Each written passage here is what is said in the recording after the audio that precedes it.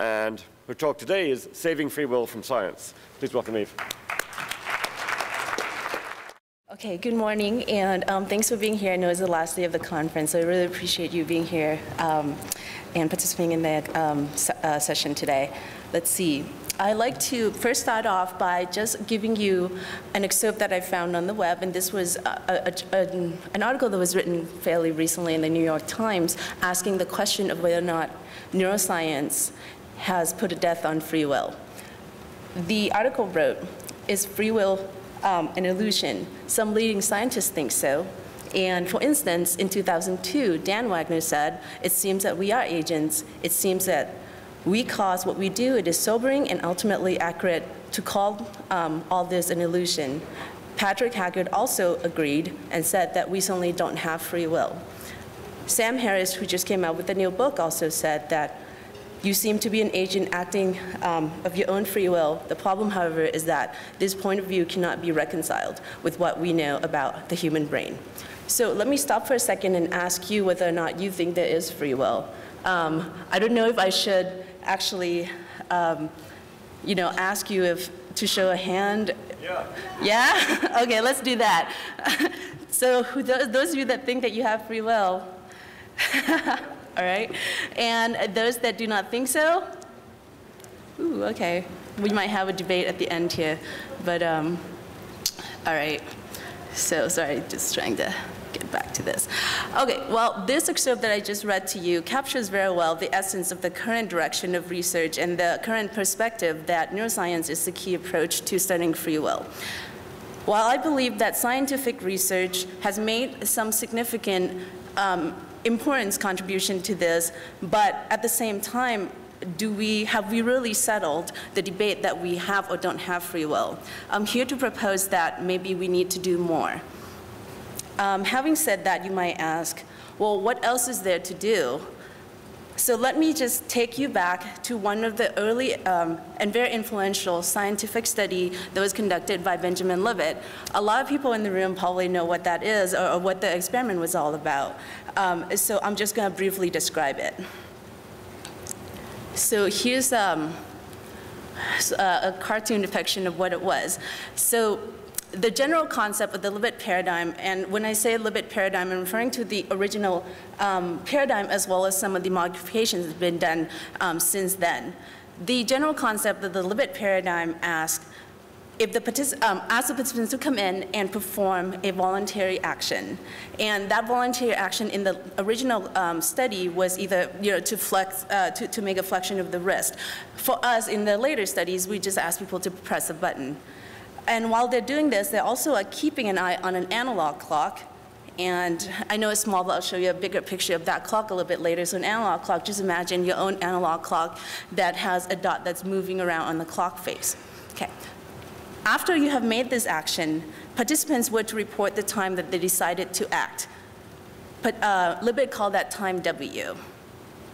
This was a subjective measure that he collected.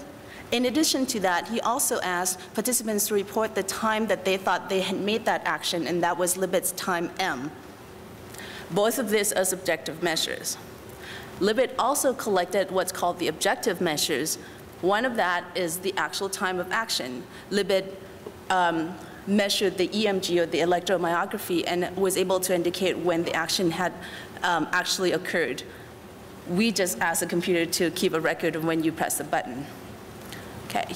Libid also collected what's called the Redness potential, and this is the brain activity that has been known to be associated with the preparation of action. Ooh, I lost my mouse, hold on. Okay. And let's go to the next slide. This is the Libid's results. Okay, so Libid was able to draw the temporal relationship between all of these measures that he had collected, and referencing W, M, and the Redness potential with respect to the onset of the actual action, and that's time 0 on the graph right here. Okay, and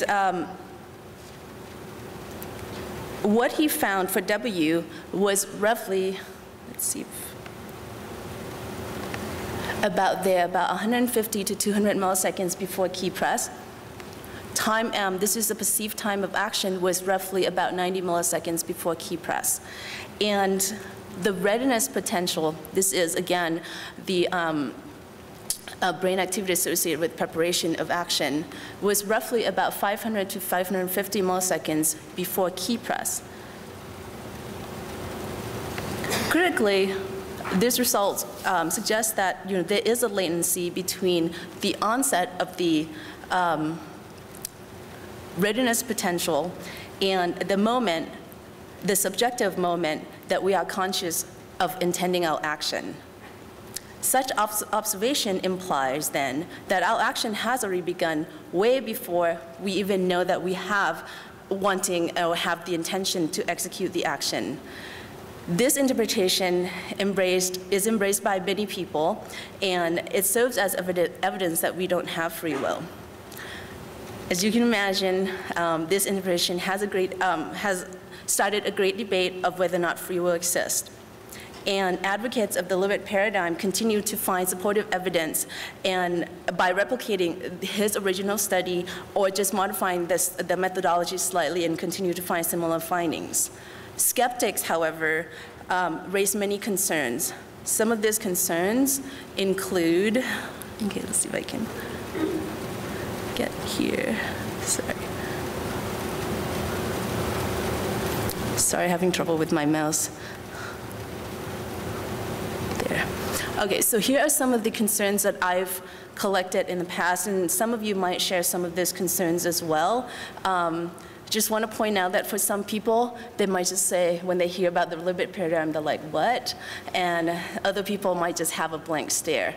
But other people think about it and ask some very critical questions. So my goal today is actually to try to answer some of these questions. And one of these is to answer this particular question, addressing whether or not W and M truly represent the conscious moments of intention and action, respectively, and that was the assumption that Libid had made. And I hope that the data that I will be presenting to you today will convince that the assumption was incorrect, and that the Libid type paradigm may not be the most optimal paradigm out there to validate or invalidate free will. Okay. If I have time, I also would like to address a related concern, and that's the latency of W, and we'll get to that if we have time to do so. Okay, so first to start addressing this concern, how are W and M generated, and do they represent the true moment of consciousness? We performed a very similar task as the Libid paradigm, but with one modification, and that modification is this. When participants come in and we ask them to perform a voluntary action by pressing a button, we also inserted a tone at the very end. This tone was elicited by the button press, and it was delayed very briefly, and we delayed it systematically at 5, 20, 40, and 60 milliseconds. The purpose of the tone was basically to deceive the subjects into thinking that their key press was instantaneous with the delayed tone.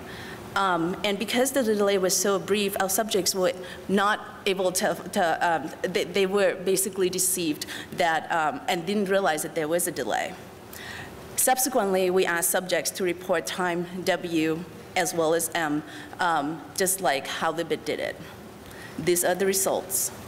Oh, I'm sorry, here are some of the hypotheses that we asked. So if W and M truly represent the true conscious moments that's related to action as previously assumed, then we would expect that in this new manipulation, we should expect W and M to remain the same. It should not at all be affected by the tone that comes afterwards.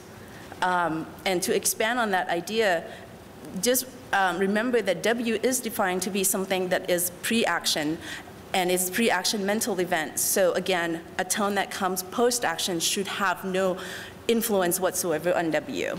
So, okay, so here are the results. I'm plotting here in the same fashion that I had shown you what the Libid's paradigm and the results look like. This is Libid's readiness potential. Again, it's about 500 milliseconds before key press. This is Libid's original W, about 150 to 200 milliseconds. This is our W when we delayed the tone that comes afterwards by about 5 milliseconds. it's shifted from libids. Again, when we delay the tone slightly to be later at 20 milliseconds, it's shifted even further and further and further. Okay. This shift is very exciting and very important to us because it now suggesting to us that W is probably nothing more than something that we just made up, and we're making it up by referring it to the time that we think we have caused the action. Okay, so the conclusions of this part of the experiment is that W shifts with the presumed time of action, and that we inferred rather than directly perceived the moment of intention. Likewise, when we did this with the data on M, or the perceived time of action, we also see a shift. So Libid's M was this dotted line about 90 milliseconds, and then when we inserted the tone systematically delayed at 5 through 60, we also see a shift. This shift, although it's, if you plot this line, the shift is slightly shallower than the W, but nevertheless, it still suggests that we are still inferring, at least in part, to the time of the tone. So the summary of this finding here is that M shifts with the presumed time of action, but that we might also rely on something else, something such as tactile feedback, to generate the M report. Okay. So now with relying on this idea, on this new thing, that when we're generating M and W report, we actually are doing what's called a retrospective inference. And to expand on this idea, we also ask participants to do a slightly different experiment. In this new experiment, we asked participants to come in and play a game against another opponent, and that opponent was actually a confederate of the experiment. Basically, it was me, and they were told that they're supposed to, both of us each had a button, and we were told that when we see a flash that comes on the screen, to press our own button as fast as we can, just to try to compete against one another. And in a different condition, we also have them play against a computer, but that's not the point of this story. Basically, there's a player who's a participant, and then the opponent. And whoever, let's see, so prior to the experiment, the participants were told that they have a tone that is associated with them. That's their own tone. So let's say you get a high beep as a participant. You go, beep, that's your tone. And then the opponent gets a low tone, beep. You know, and we counterbalance those tones. This is sort of the depiction of the setup where you have two people competing against one another. The cover story is this. So they're racing, and they're told that whoever that presses the button first, their tone would sound, indicating who the winner of that race is. And once they hear this, then they are to judge time M. And so that's when the tone comes on, and we delayed it, but that's, again, besides the point of this story. And either the participant's tone is sounded if they were the winner, or the opponent's tone is heard if the opponent was the winner of the race. That was a cover story. The truth, however, is that the participant didn't know this, but they were the only person in the room that was generating those tones, and those two tones were just randomly selected. There was really no winner or loser. It was just the participant was the only person that was able to generate the tone.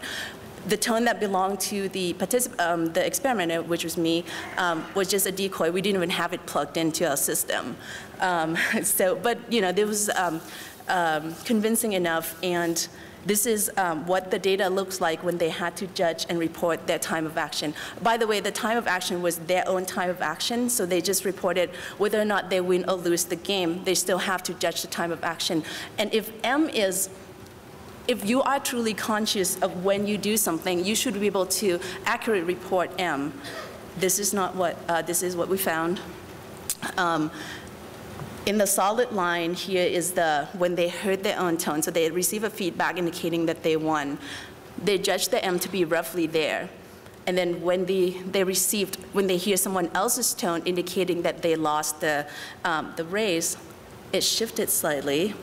Okay, and that's true for both conditions that we tested. When we tested against a human opponent as well as a computer opponent. Okay, so collectively, this suggests that we are listening and to the feedback surrounding the action. We are listening in and trying to make sense of that feedback, and from there, we, in return, come back and say, okay, well, if I lost that race, I must have pressed it slightly later, and if I won that race, I must have pressed it slightly earlier, and so therefore we make some adjustment before we actually are able, come out and say, okay, well, that's the time that I did it.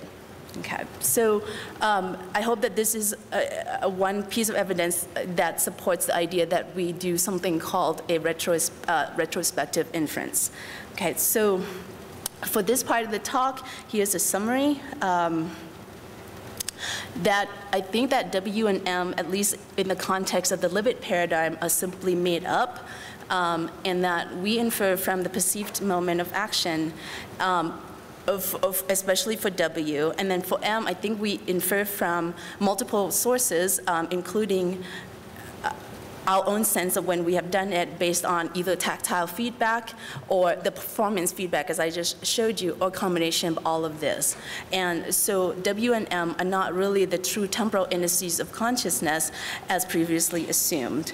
And on this notion, it seems that W and M are meaningless. And for Libid to have drawn a temporal relationship between M and W with the redness potential just seems pointless. Okay, since I think I have a little bit more time, so this is another question that's been asked about the Libid paradigm. Let's say that W can be experienced, but there might be something that involves with the actual clock that Libid had used, and that might have facilitated some sort of perceptual bias and causing W to be read from the clock to be later than the onset of the redness potential. So this is one of the questions that we're sort of working on still. So I have some preliminary data to show you, but let me first show you the clock as well as posing this question why we're still asking this kind of question. The first reason for asking this question is, well, if we could identify what some of these perceptual biases might be, we might be able to come up with a more reliable method of measuring the moment of subjective consciousness. And to expand on that, if we could actually if we can identify and then remove some of these perceptual biases, we might actually be able to now ask people to report W and M and observe that W and M may actually be, in fact, instantaneous with the onset of the redness potential or whatever neuroactivity neurophysiology measures that we are collecting. And in that way, it would counter the claim that brain activity precedes consciousness, conscious awareness of intention. Okay, so now, like we said, this is something we're still working on, and so we sort of look into the literature of what's called the representational momentum. And this was first introduced by Jennifer Fried and her colleague in, I think, in 1985. It's actually a pretty simple bias, but I think there's some beauty to it. So what it is that it's our tendency, when we're looking at something that's moving, it's our tendency to overproject the final position of that moving object along the trajectory that it's going. So like in the Libid clock, you're seeing here on the screen, it's moving along. So let's say that you feel and you experience time W at that number 5 right there. But if there is something called representational momentum bias in there, you might actually report W to be slightly later, like say at time 7 or time 10. And maybe that's why Libid has reported W and M to be slightly later, because your report is biased by this representational momentum effect. Now, a lot of people have already looked into this. So, basically this is not new, but what I'm trying to get at is actually to get to number 2, to where if we could remove some of these biases, could we actually shift W and M to be as early as possible and maybe be as instantaneous as the onset of the redness potential. So, some of the factors that we have looked at so far include what we know from the representational momentum literature. One is velocity. It's been known that if you change the velocity of a moving object, you can either increase or decrease the bias. And so what I will show you is that we manipulated the speed of the Libid clock. And in addition to that, we also know from the literature of representational momentum that if there's a decline in the ability to detect motion, you might also reduce representational momentum effects. And I'll show you data on that as well. So with velocity, this is where Libid's M is. And Libid used a clock that's moving at the speed of about 2.5 seconds per revolution. So when we use the exact same speed as Libid and ask participants to report M, we got something that's very close to what Libid found. So that's good that we replicated his findings. Now, when we slow the clock down quite a bit, and that's a typo, but I think it's about 4 seconds per cycle, we found this to be a lot earlier, and people are now reporting M to be a lot closer and closer to the onset of the Redness potential. We did not collect the Redness potential, but on the assumption that the Redness potential should be the same for everyone, then you can see here that M now is shifting to be very close to that 500 milliseconds marker. This study was done, and it's consistent with some of the findings in the literature, and you can read up on this as well, and people have reported that velocity has an effect. And we also looked at, again, the decline in motion perception. We made this assumption, or rather, we know that from the literature that older population may have the decline in the ability to perceive motion. So we wanted to see what older population's report of M is, and is that the same as, say, younger population. In this study, we used the same clock speed as the slower one in the previous study that I just showed you, so at 4 seconds per cycle. And when we tested young population, just undergraduate volunteers, we found it to be close to about 300 milliseconds, and I showed you in the earlier slide it was around that time as well, so it's good that we're replicating this. Now, what about the older population? We found their M to shift even further back in time, and this is sort of consistent with the hypothesis that if we have someone that cannot detect motion as well, maybe there's the reduction in the bias in the representation momentum and therefore shifting M back. We also had the opportunity to test this in a clinical population in the Parkinson's disease patients.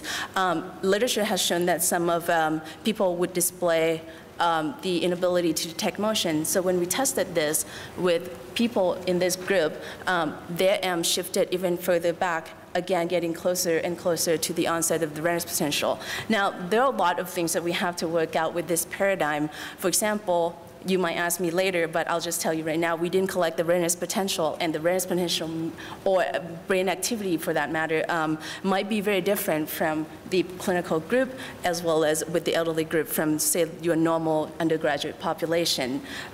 So, we still have a lot of work to do, but we're working on it. Okay. I'm just going to go ahead and skip this slide and just talk a little bit about, I have a bit of time, some of the alternative timing device. So now I'm claiming that Libid clock might not be the most optimal timing device to measure M and W. Well, what else is there?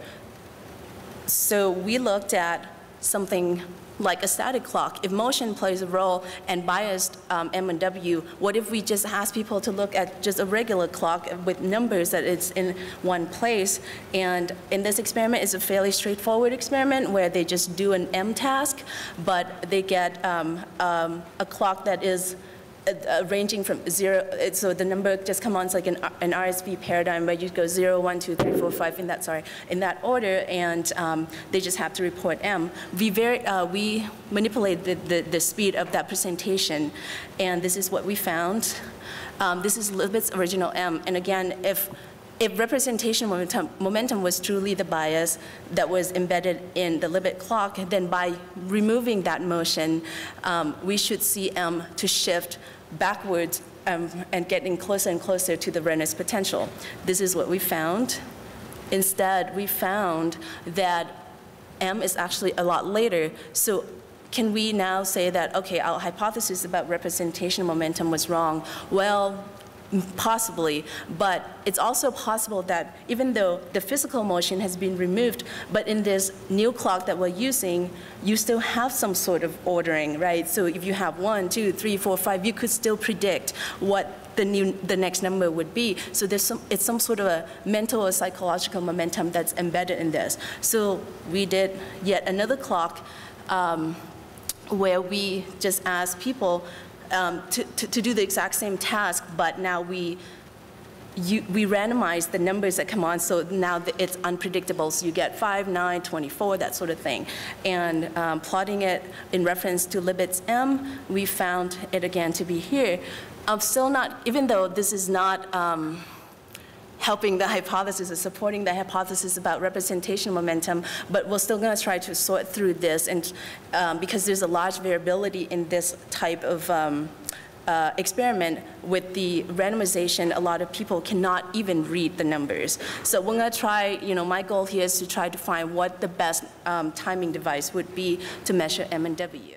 If you look at Sue Pocket's work from earlier, she has listed a bunch of things that they tested, and that shows an impact on W and M reports as well. Okay, and so in regards to Libid's method, I feel that it is not the most optimal, and I think that there's something out there that could potentially address free will better. And so if you are looking and evaluating some of the results that's based on the Libid paradigm, I just want to say that we should be cautious at interpreting that data, because M and W not necessarily are the indices of conscious intention and action. And therefore, on this virtue, free will is still safe, at least for today, as of, I don't know, like 10 o'clock. And some of the possible directions to take with this paradigm, or some of the paradigms I've shown you today, I plan on trying to get the Redness potential or something related to it. People have already used some of the paradigm that I presented you today to look at error detection. There might be potential in the research on subjective time perception as well. And if possible, I like to try to maybe apply this as a way to assess for neurological disorders. Like I said, we have the opportunity to work with Parkinson's disease patients, so maybe that would be the first place that I would start. So just to thank a few people, thank you for the TSC organizers for having us today, and especially thank you for the participants that we had, especially the patients, the grants that we got, and I'm working with Joy Gang and Arne Ekstrom at UC Davis, so they've been very helpful with these paradigms. And lastly, this is a sort of a dedication to Bill Banks, who had inspired this research. And very last note here is that I just presented to you my scientific perspective on free will. This is my personal take on free will. That I have a child, and I think that although my baby has free will, his every action will be predetermined by me, whether or not he likes it. And oftentimes he does not. So thank you.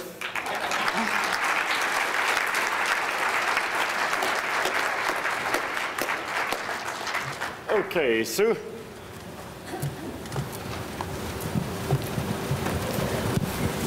I would really enjoy hearing all this, because I've been lecturing on Libid for 20 years and it gets a bit boring. It's really nice to learn a lot more about it. But I disagree fundamentally with a lot of your premises, probably in the same way that Dennett would, and the way that he described it all that long time ago. If you draw the kind of implications you do from what you're doing, it all depends on the idea, and I know you used this phrase, the moment of subjective consciousness. Mm-hmm. If you imagine that there are two lots of timings, brain timing and mental subjective timing, you are assuming a kind of dualism. There are various kinds of dualism you could have, and you've got all these kind of problems about how on earth one relates to the other. It's much simpler simply to say, there's just one kind of thing in the world, it's the brain, and it's doing all these things. And right from the beginning, we should always have interpreted Libid that way. That when people give a moment for W or M, it's like everything else. It's moving of hands and speaking of mouths and all of that. In which case, it doesn't change the whole argument about free will, that Surely we should all have known in the first place. Libid should never have needed to do this experiment, because you only find the results peculiar if you're a dualist and you believe that subjective time is different from brain time. So I think the experiments are great, but I stick with Dennett's original skepticism. It's a reminder that we have time for general discussion at the end for broad general questions like that. There's one over here. Yeah, there. In the middle. Hello. Okay. Actually, unlike Susan Blackmore, I do believe in free will, but I still think that what you've actually shown here is it's similar to what Susan was saying, is that this is confabulation. So it seems to make the situation worse with free will. Actually, I'll try to answer that afterwards.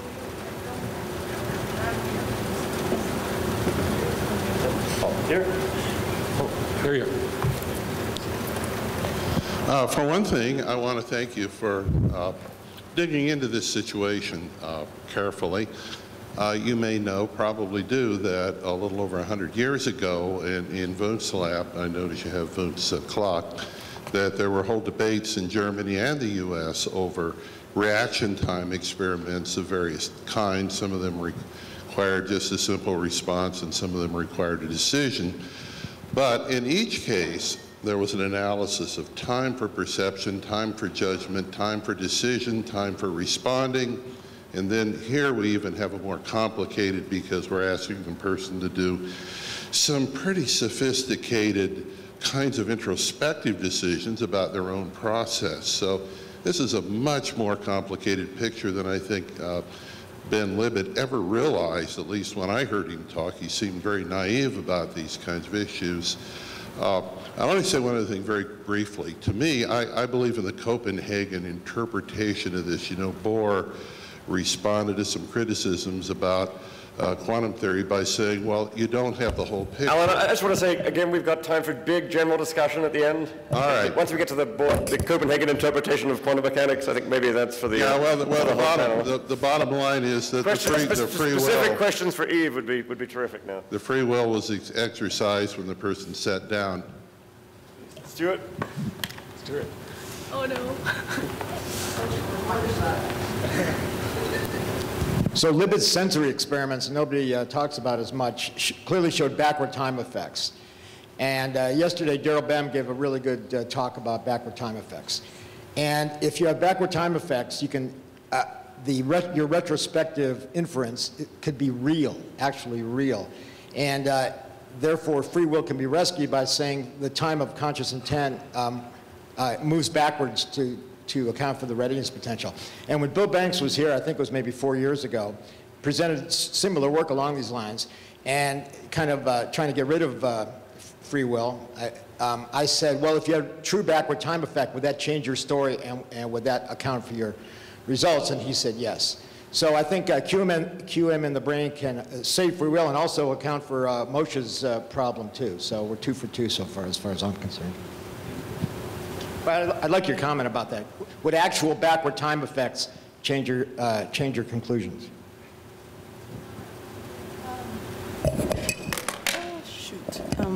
If we do get W and M to shift backwards in time, I would think, and depends on what you're measuring in terms of the brain activity, and if you can map that to be, just right on top of one another and synchronized, I would say that we do have free will because we have the intention, and that thought actually might have caused the readiness potential to be observed. That's what would be the answer, a short answer to that question. Okay, do you have any specific questions for Eve on her experiment?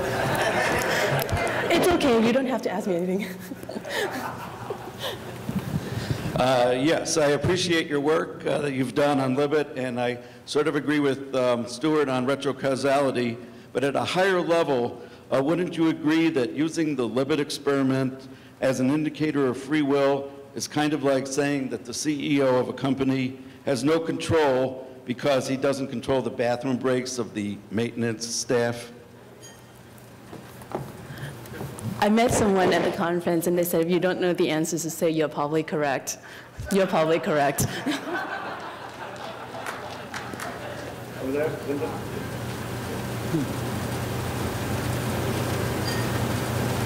Linda. No? Okay, I'm done.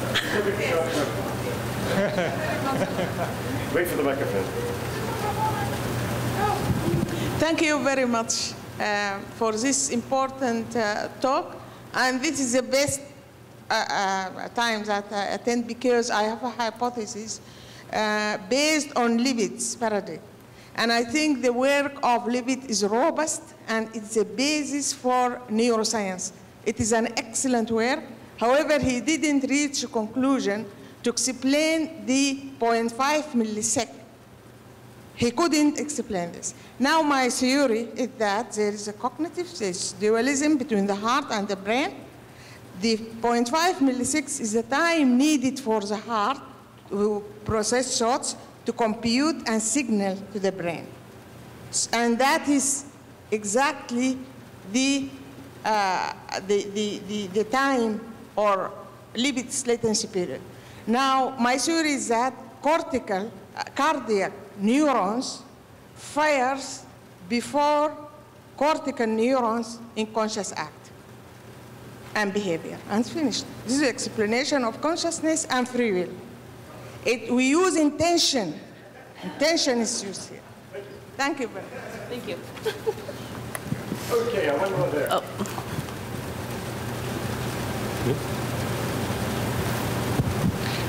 The results are cool.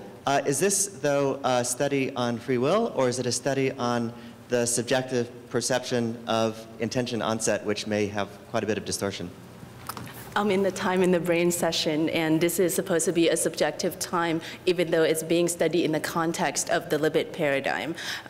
Having title Saving Free Will from science probably draw a lot of crowds, so that's why I did it.